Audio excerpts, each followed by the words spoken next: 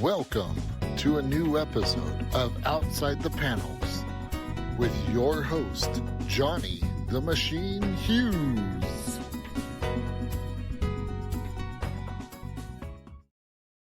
Welcome everyone to an episode of Outside the Panels. I'm your host, Johnny the Machine Hughes, and as you know, as much as I love the Batman and some Spider-Man and some Superman, you know comics aren't just about that bunch of people who need no help from me to make a mark on the market. Instead, you know how much I love to turn my attention to the indie books and the creators who are doing it for themselves. And today is no exception. I'm speaking to the super talented Jeff Zanelotti from Zed Comics.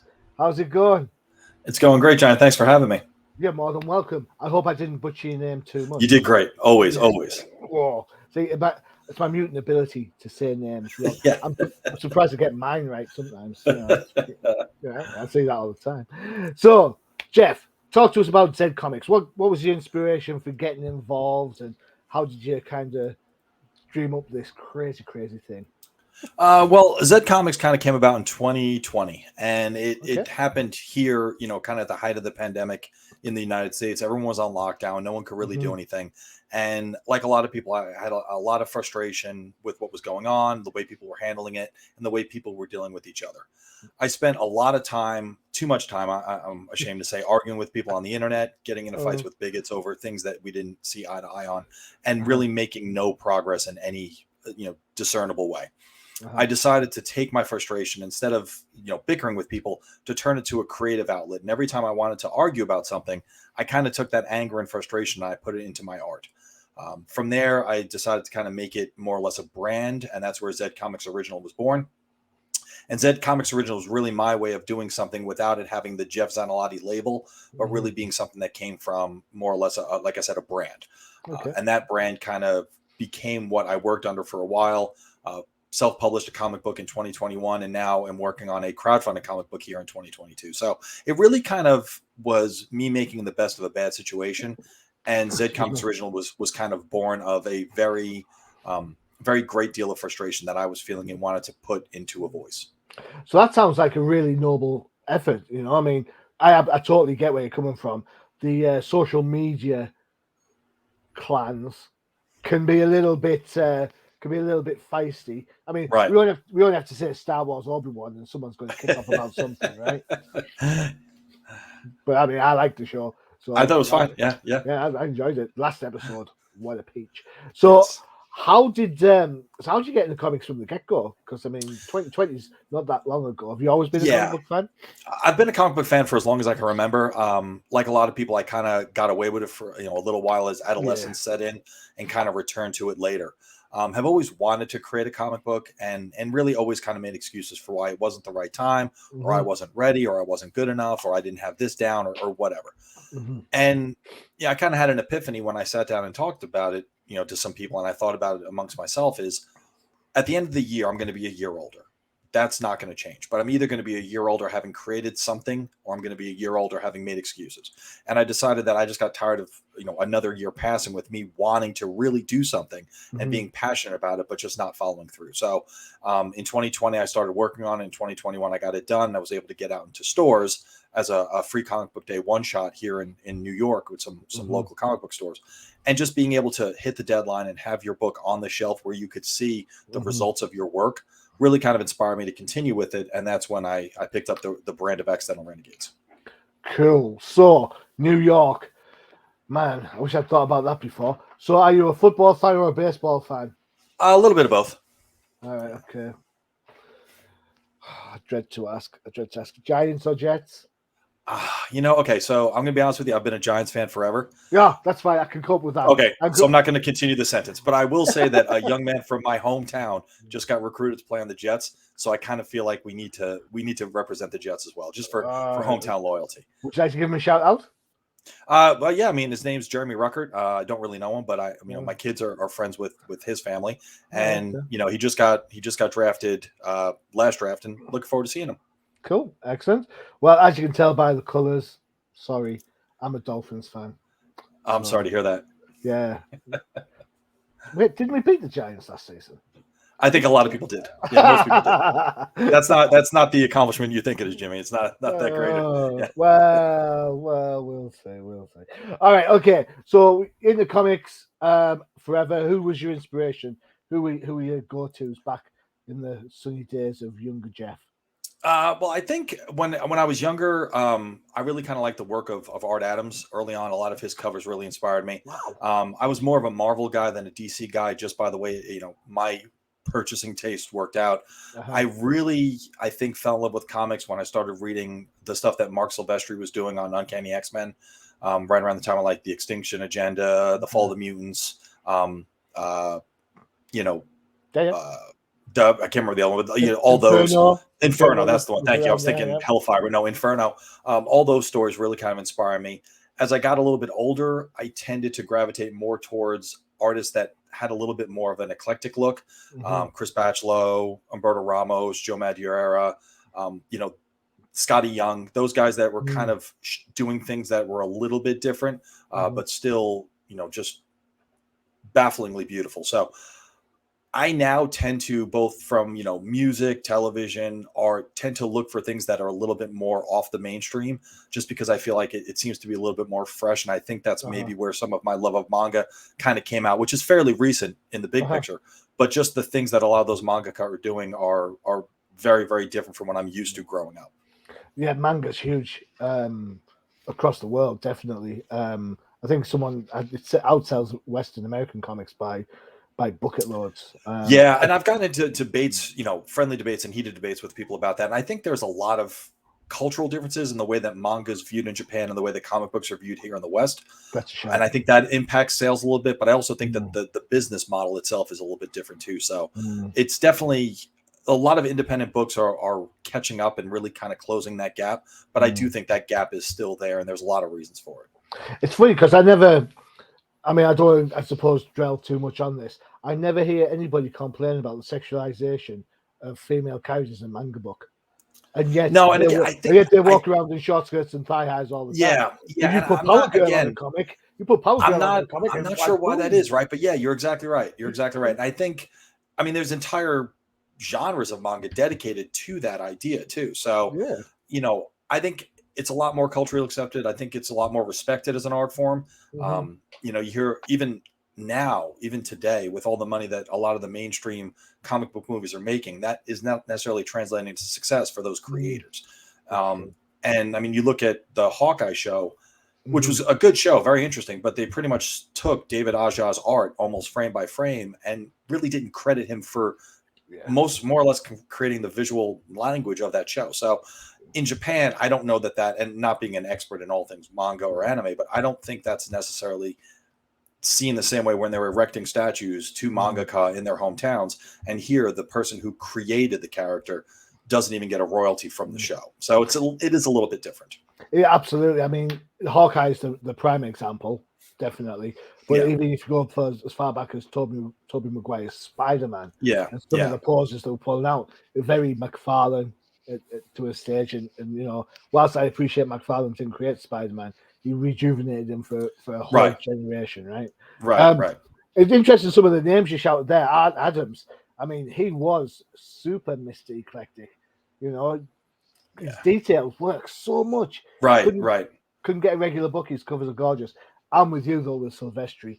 I prefer Silvestri's art over Jim Lee any day of the week. And I've said this in another interview. Like, it's almost impossible to be a child of the 80s and 90s and not be influenced by the Image guys. I don't know. I just don't know how you can do it because they were so prevalent in the scene. But to me, and this is with all respect to Jim Lee and to McFarlane and to Liefeld and all those other guys that just built that brand. I think that Mark Silvestri is pretty much the underappreciated engine that drove a lot of comics forward. And just because of the population he's in, I don't know if he'll ever get the respect he deserves, but I think in hindsight, he deserves to be one of the people talked about as far as creating the visual direction of comic books in the 80s and 90s. Agreed.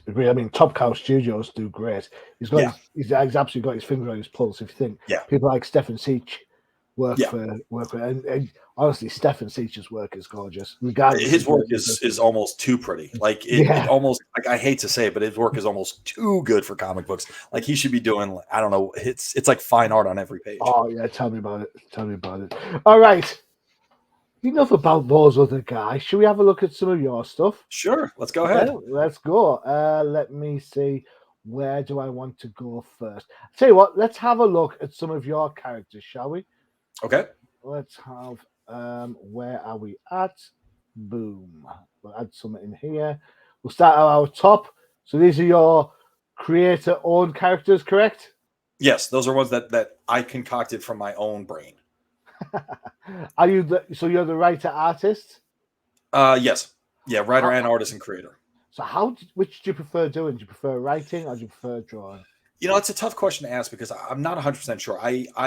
If I had to be completely honest and give myself the serious introspection, I would argue that I'm probably a stronger writer than artist, but I enjoy drawing more than writing.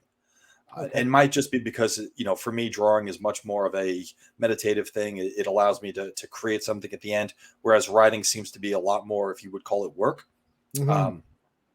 But I do feel like writing comes easier to me. I feel like it's something I'm more comfortable with. It's definitely quicker. Art, I tend to spend a lot of time second guessing and erasing, and I don't necessarily do that as much in writing. Yeah, me too. I'm a bit of a doodler. I'll dig out a book on a break or something. You can have a look, but right. Yeah, but honestly, I need a pencil and an eraser, and that's it. Yeah, cool. And I go on. I was gonna say I've kind of made the transition in the past couple of years into from traditional to digital art, which has been for me really helpful because, like I said, I'm an eraser and I'll erase something 10 or 12 times to try to get it right, and that really wears out paper and it really makes the pencils kind of look sloppy. Whereas digitally, I can erase 1,000 times and it doesn't affect the end product other than making it look like I want it to look, which is great. So let me ask you a question then, because I tried the digital method a while ago. I found it really hard to get, I want to say texture or nuance, but when when you put a pencil just lightly on a piece of paper and it just kind of glides across. I found it really hard to get that same level of ease with a digital pen. It's digital, so it was either on or off.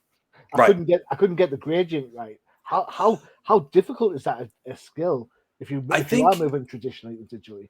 For me, it was a lot of trial and error and a lot of research. And even actually just today, I figured out how to turn something off on the pencils that kind of changed the way the pencils look. And I literally figured it out like 2 hours ago, and it was almost accidental. Cool. What I find is that, if you have the right pencil and you have the right, the pen, the stylus, you can get a lot of really great lines. Where I'm still trying to get the realism is in the inking, because inking is so much of a tactile thing. With splatters and drips and everything like that, to find a tool digitally that replicates just like gravity and physics on ink to paper. I haven't quite found that, and I'm still trying to figure that out. I've gotten the penciling down pretty good. And one of the reasons that I like working digitally is because inking is not my strongest area. So digitally, if I make a mistake inking, I don't really make a mistake. I could just undo it. Yeah. And spending hours working on pencils only to get like a shaky hand or a hand slip on the inks is like the biggest nightmare. So I don't have to worry about that as much working digitally, and it's great. But again, the computer can do so much, and it's up to me to kind of catch up to what it can do. Yeah. And I'm still learning every day. But it's kind of like how it is. Like, the discovery is kind of the fun of it. Yeah, definitely. And finding that new toy, they're like, holy crap, like I can do this on this. That's cool. Like from the first book to the second, the leaps technologically that I've made have been pretty significant. I think it definitely comes through a lot in the art. Cool. Brilliant. That inking stage, a few years ago, I drew a Wonder Woman face for my wife as part of a Christmas gift. She likes Wonder Woman. And once I got my face down, I was like, right, that's it. I'm going to photocopy it. I went and photocopied it like 10 times so I could get the inks right. Yeah. And then when I got the inks right, I was like, right, I'm going to photocopy this now so that I can color the hair until I get. That's a great idea, because the face and the hair are the two hardest things because of how detailed they are. Yeah, man. Honestly, that's why I can draw Batman and Spider-Man, no face. Right. Right. Easy. Yeah. Cool. Right. Let's run through some of your characters then. Okay. So at the top, we've got Accidental Renegades. This is your team book. Yep. Yep, cool. Who's this in the middle with the crazy rip claw hands going on? That is so a lot of times when I'm creating a character, I'll actually start with the name and work from there, especially if the name is really unique. And I've done that with characters like Cauldron and Claymore, and that's a character named Kinsukori, which is the Japanese art of filling in cracks with gold. I don't know if you're familiar with that. So it's something I literally came across on social media one day, where there's this Japanese tradition of taking broken vases and broken glass and fixing it, but filling the cracks with gold. And the whole idea is that the Japanese feel that the imperfections in something is what makes it unique. So if something were to break, don't throw it out, fix it, and then celebrate the fact that it's imperfect, but it's perfect for that. And I was like, Kinsukori, that's kind of crazy. Like, I wonder if I could work with that. So I kind of just started doodling out, a female ninja type character that, could turn to liquid gold. And that's kind of where that came from. So sometimes it's the idea becomes the character, and sometimes the character becomes the idea. And I'm not sure which one that was. No, it looks great. I love the old Lady Deathstrike fingers. Yeah, and it's kind of what is inspired by that a little bit, as well as Pepe Larraz's version of Penance in All New X-Men, I think is what it is, or X-Men, with one of the X-Men titles right now, was kind of inspired by that as well. So I think Lady Deathstrike, I don't think she gets enough love for a villain, but everyone's in there, Emma Frost and whatever, but can't blame her, right? Okay, right. Spitfire, he looks like the leader of the group. Yes, he is the reluctant leader of a reluctant group of heroes. And the whole thing about the Accidental Renegades is that they're a group of superpowered mercenaries who unintentionally ignite a global revolution. So they have power that they don't want. They have notoriety that they don't want.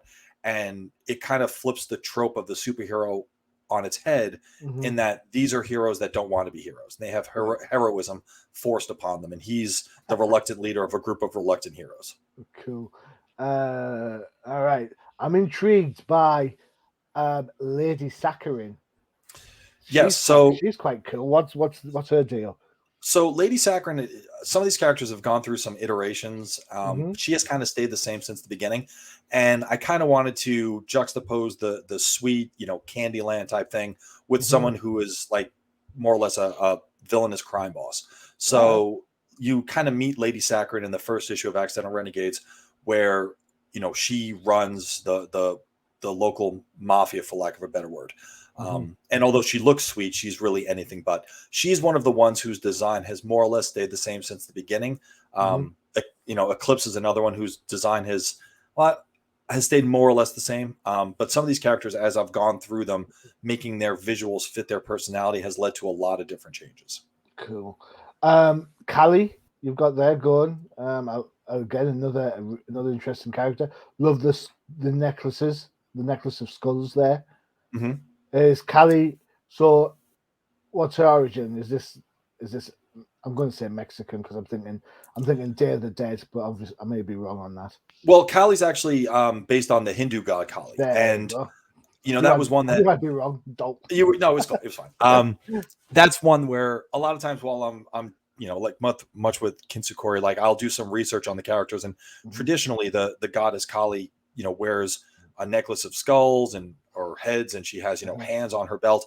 So I tried to incorporate some of the traditional designs into the character that bears the name, but this character is one that has gone through some changes, because as much as I like the necklace of skulls becomes very difficult to work into not hiding the body of the character. So that necklace of skulls is eventually going to become like more or less a belt of skulls, because it accentuates the hips of the character, but also makes it kind of difficult to have all those heads around it. It more or less just takes over the visual of the character and kind of takes away from the way it looks. So some of these characters have gone through necessity of changes because of the way they look, and some because it doesn't fit their personality.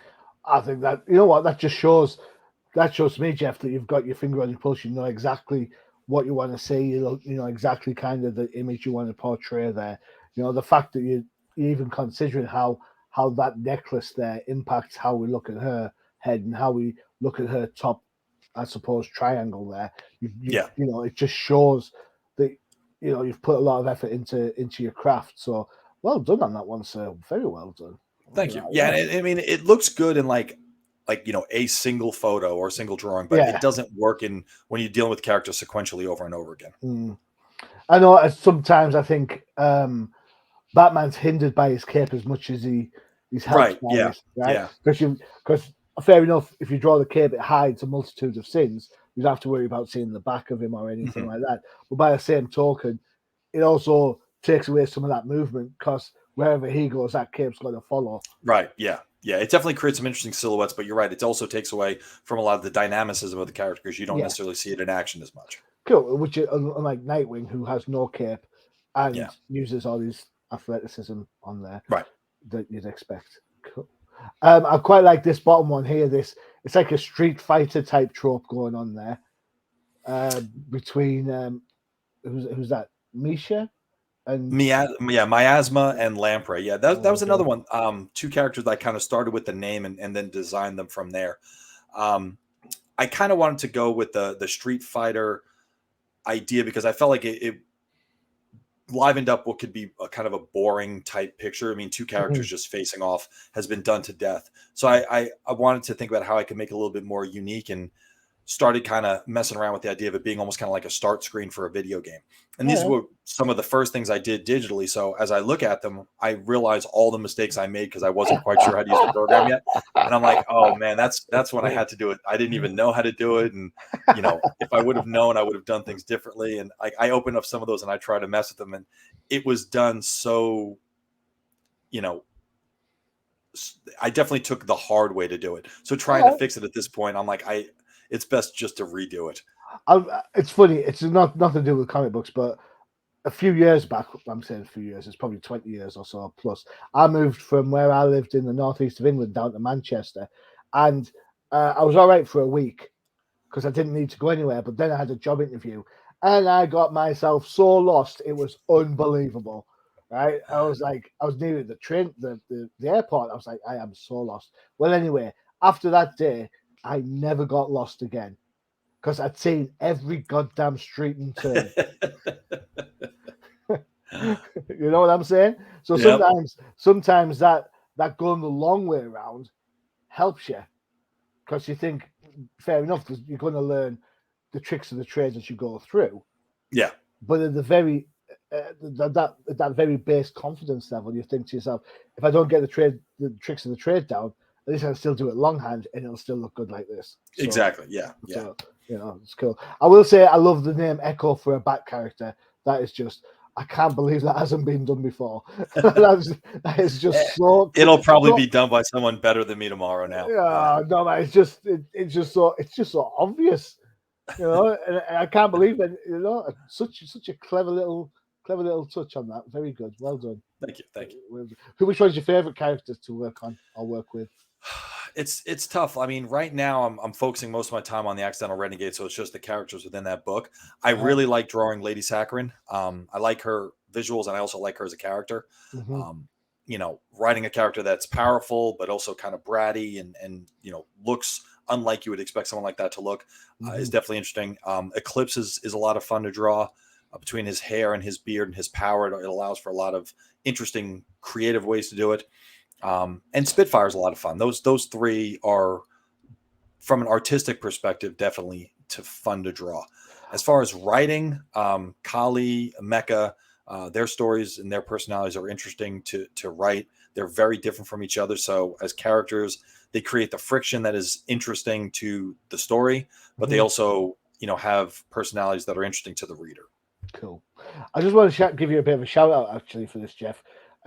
It's interesting, you mentioned Cali's necklace of skulls and how it impacts her visual, and how you're going to change it down to a belt because it then accentuates other parts of her body. From the outside looking in, Eclipse's design looks, not only have you learned from that, but you've actually then got the confidence to say, you know what, if I can make a necklace of skulls work, I can make a Yoda character with lots of hair and beard going on, because there's a lot of distraction that top half there with the Eclipse, and yet you make it work. So you've clearly learned and developed your skills from Cali to Eclipse. Well, yeah, no, and thank you for that. And one thing that I've kind of learned after the first book is a lot of the I don't want to call them advanced, but some of the more advanced aspects of sequential storytelling, which is trying to motivate and drive the reader's eye in the direction you want it to go. Yeah. Things like Cali's hair, Eclipse's beard, wind effects and dynamic art can be used, but it can also be a way to very subconsciously push the reader in the direction you want them to go just by the way things are pointing. So something I tried to keep in mind on the first book, and I think I missed as many times as I hit, I'm definitely more cognizant of in this book, is a way to kind of subtly move the reader's eye around the page where you kind of want it to go, ideally without them even really knowing it, to get them to receive the story in the way, it makes most sense. Cool. Sounds like a plan to me. Absolutely. Right, there we go. We're back. So there you go. You've got Zed Comics. You've got the social media platforms there, Instagram, Twitter, and Facebook. They'll be on there for you. We are going to take a quick break from this, and we're going to have one of our fantastic adverts. You said you're more of a Marvel guy than a DC guy. I was growing up, yeah. Now I'm more of a whatever guy. I'm more of a whatever guy. All right, okay. In that case, where's my whatever adverse? Here you go. Check it out. You never know. Some of your characters might end up on here. You never know, Jeff. This is Crisis in the Toyverse. Check it out.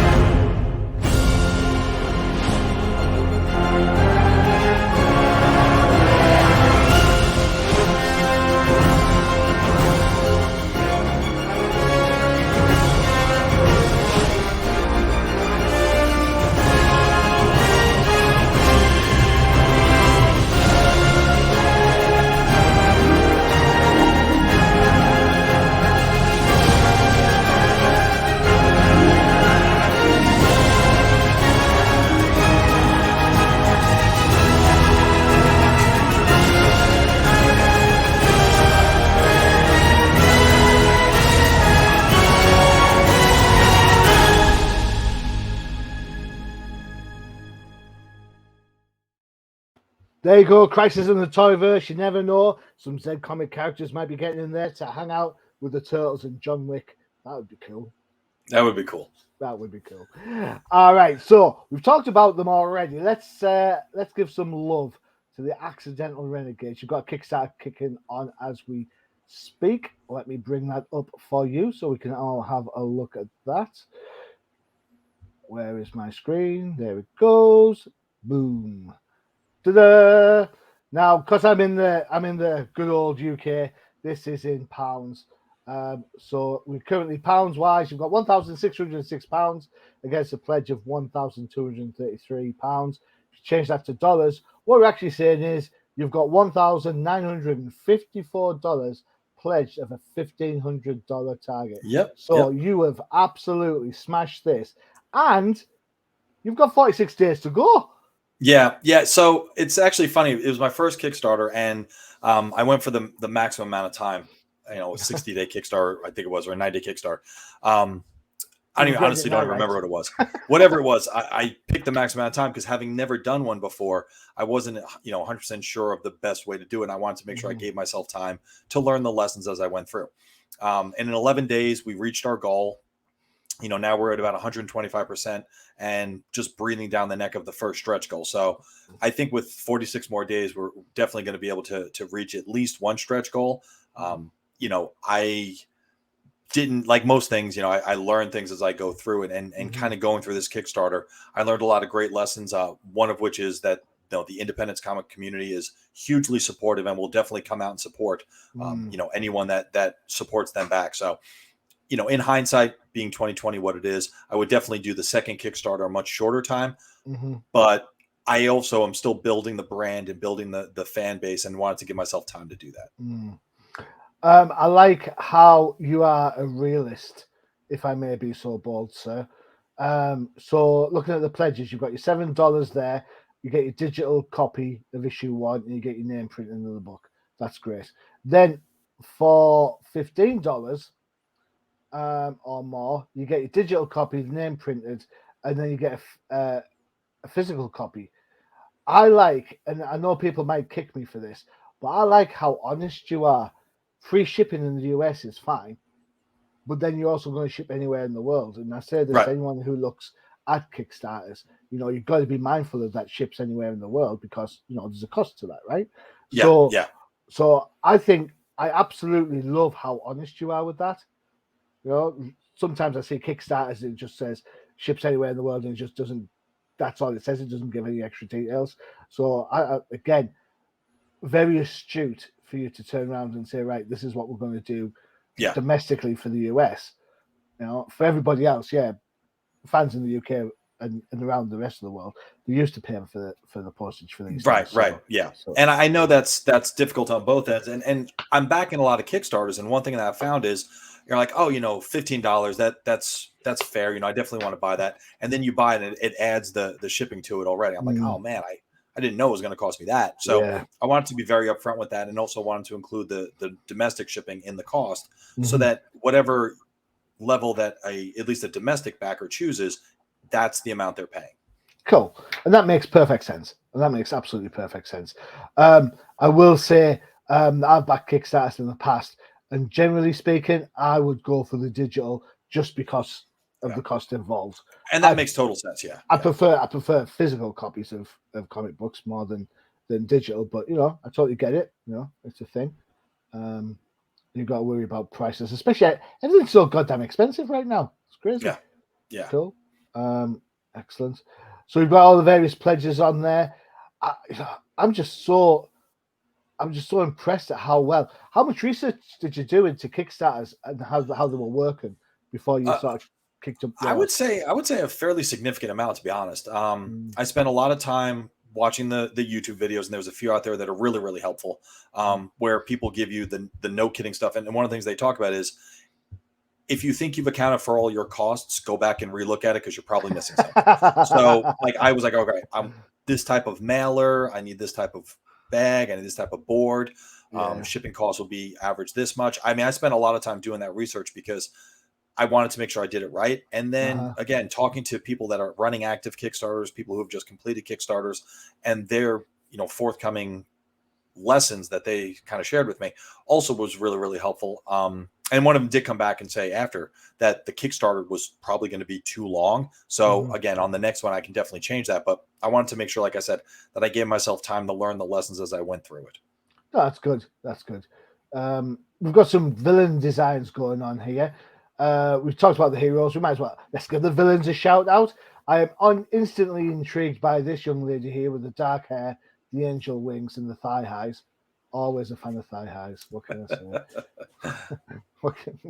What? Thigh high Thursday. I don't care. Right. So I'm not arguing. So who's this young lady? Okay, so that's actually a team that you'll be introduced to at the end, and without giving too much away, of course, they're kind of introduced as a foil to the Accidental Renegades. So the man in front, he's the leader. The tall woman on his left, she's kind of the muscle of it. They've got the resident psychopath clown in the back, and then that young lady off to the right, she's kind of the mysterious femme fatale of the group. So, cool. They kind of are introduced as a group of bounty hunters that are employed by the government to hunt down and capture or kill the renegades, especially as their notoriety continues to grow. So are the villains non-accidental villains then? Is that what we're saying? They're intentional villains, yes. Somehow I don't think that name will work just as well. Right? No. The intentional bad guys. I love some of the sample pages. It just works. I mean, this is what I'm loving about indie books right now is there's such a rawness to some of it that really stands out, that makes people want to get in at ground level. People don't want to see the finished article anymore. And I think when you look at, I'm going to use big name characters. So if you use Batman, for example, right? I'm not sure how many more times I can open a Batman book and see him stood in the shadows with his cape billowing around him. You know what I'm saying? There's only so many times, right? And I go back and I read like the trades and the collections of Detective Comics 27 through 50, and you're like, man, this art's so simple and it's so but it's so evocative. It works so well. And I'm not saying your art's simple by any stretch of the imagination, but seeing it at its inception to where it could go, right, is what I'm getting at. Yeah, no, I totally understand. It's almost kind of like the demo of songs are often better than the overproduced radio versions of those songs, Yeah. because it's raw and it's sloppy, but it's pure. Yeah, exactly. You're getting the emotion of Right. the creation rather than just I've created something. Now I'm going to polish it. I'm going to polish it. I'm going to polish it. I'm going to polish it. And now everything that I liked about it has gone. Right. Yeah. Because it's covered in like 13 different layers of ink and all the digital color on top of that. You're like, oh man. When it comes to creating comics, I'm on a bit of a hill. Maybe you can help me out with this.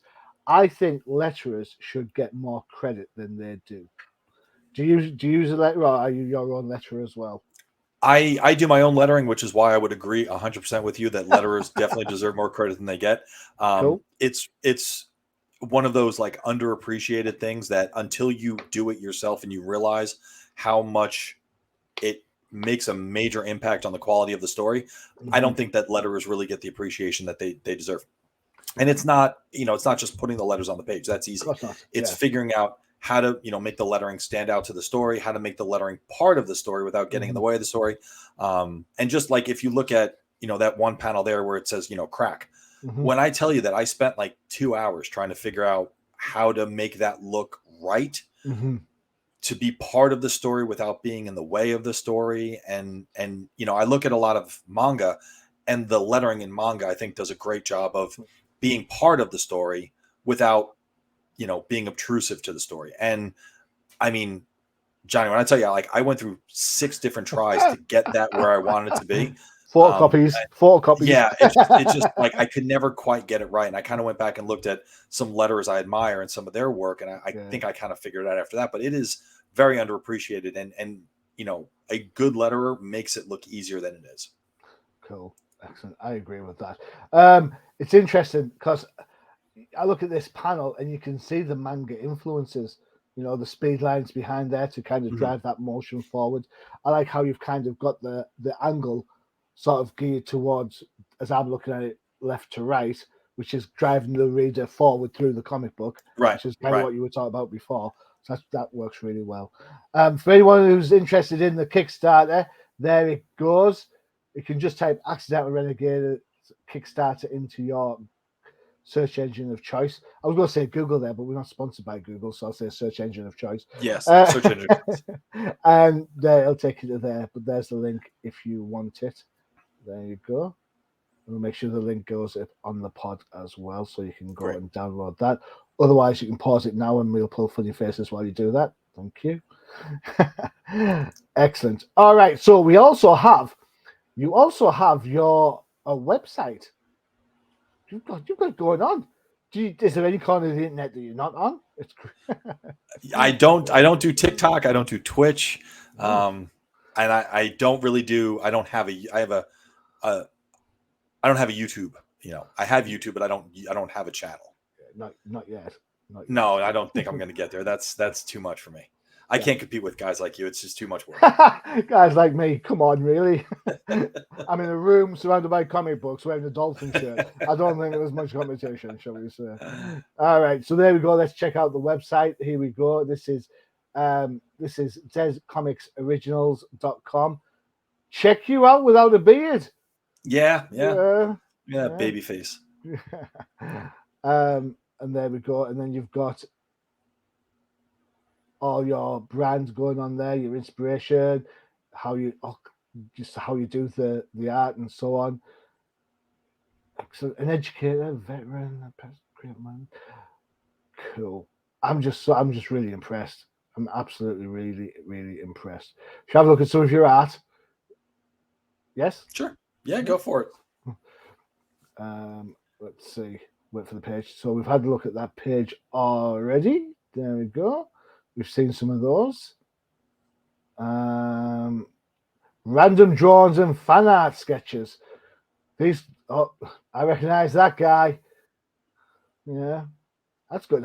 How did you do the cogs in the background? What made you think mechanical cogs rather than the kind of cybernetic cogs? It was basically like geometrically, I felt like it fit a little bit better with the picture. That's kind of my fan service of a pretty popular Cyborg cover where I put my own look on it, and more or less was just kind of messing around with a lot of the stuff that Clip Studio Paint can do, particularly on the power and the electrical parts. Cool. A bit of Miles Morales and Octavius on there. Yeah, I like that one as well. I always wonder, and maybe you can help me as a professional artist, where on earth is that web attached to? No idea. It is attached to nothing. We try not to think too much about it sometimes. Yeah, let's not think about that too much. I'm just really impressed. The Venom, oh man, how long did it take you to draw all those teeth? I'm going to be honest, that was like a 10-minute sketch. It was just, and I was more or less trying to play with a new brush. Looking at it, I realized it, that was a very old drawing. Could definitely do differently today, but, was messing around with some stuff and figured it worked. No, may I offer some advice? Sure. As a comic book fan, talking to a comic book creator who's also a fan, don't be so self-deprecating. You've got talent, so just be happy that you've got talent. Fair enough. I appreciate that. It's okay, fine. I'm awesome, everybody. Yeah, he is. What? Right. So let's think about this logically. Right. Let's just go back to what you said. Right. You're annoyed at the way people interact with each other during the pandemic. You get frustrated at how people talk on social media to each other without bearing the consequences. You then take all that frustration, the anger and the annoyance, and you pour it into something that you absolutely, totally love, which is comic books. Right? That's cathartic for you because it gets all that pent-up frustration out. Sure. And whilst you're doing that, you are then thinking to yourself, hey, you know what? I'm not too bad at this sort of thing. I'm going to keep having a go at this, and before you know it, you've got a self-published book. You said it yourself, and now you're a Kickstarter, and you're already over target. That means that whatever happens from this point on, the book is coming out. Right. Yeah, that's true. So tell me again how you're not so good at stuff, please. Because you know how it is. You're always your own worst critic, and if that's the engine that drives you to get better, then at the end of it, something comes out that's worthwhile. All right, okay, fair enough. Critic time. There you go. Female form. What you like that? I don't know who it is. I think this is going to be Firestar. Okay. Fire finished. Batman 4. I like that. Yeah.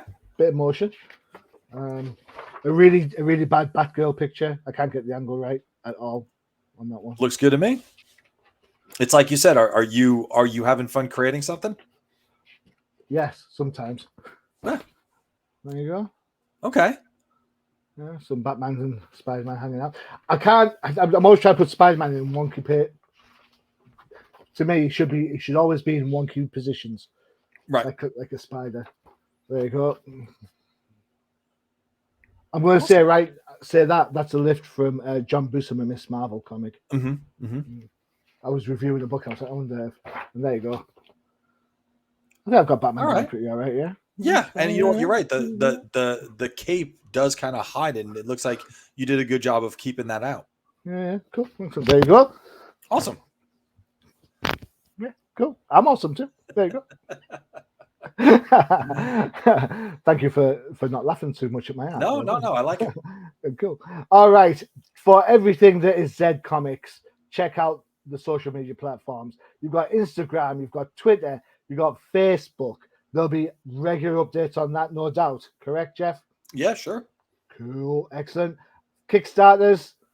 There you go. I'll show you one more time. Just pop Accidental Renegades into your Kickstarter, in your search engine, and boom, there it goes.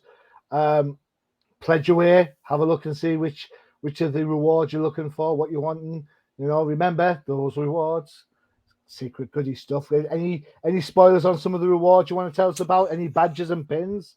Well, the first stretch goal is that all the physical backers will get a foil cover on the book, making the quality of the print a little bit better. From there, the next stretch goal is going to be stickers and looking to do trading cards as well. I think this character, the sets of characters work out really well to having trading cards with the picture of the character on one side and then the stats of the character on the other. So looking forward to hopefully hitting that stretch goal pretty soon. Let mark me down for the card with the girl with the wings, please. Right, of course. We'll set that one aside for you. There you go. The Kickstarter is live now. You've got 46 days, so you've still got plenty of time to get in the action before you pledge on that. Okay. And there you go. That's pretty much it. Jeff, thank you so much for spending the time. Really John, thank you for having me. This has been awesome. I appreciate your time. You're doing a great job. No, thank you. Thank you. There you go. We're done. So thank you to Jeff for hanging out with us. Don't forget to check out the UCPN for all your favorite shows, including, you saw the art trailer for it before. You know, it is Crisis in the Toyverse. And of course, one of my favorite shows, the Old Timers Comic Book Show, where the hosts aren't old, but the comics most certainly are. You never know, we might get around to doing some Silvestri X-Men one of these days. Cool. I like Silvestri X. I think we should do it, definitely. Definitely. Right. Okay. So I've been your host, Johnny Machine Hughes. Jeff, once again, thank you so much. And thank you. You're more than welcome. And for everybody else, adios.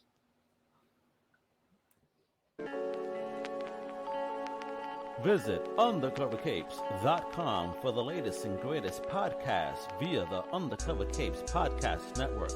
Also visit our parent company website, comiccrusaders.shop, all about comic pop culture.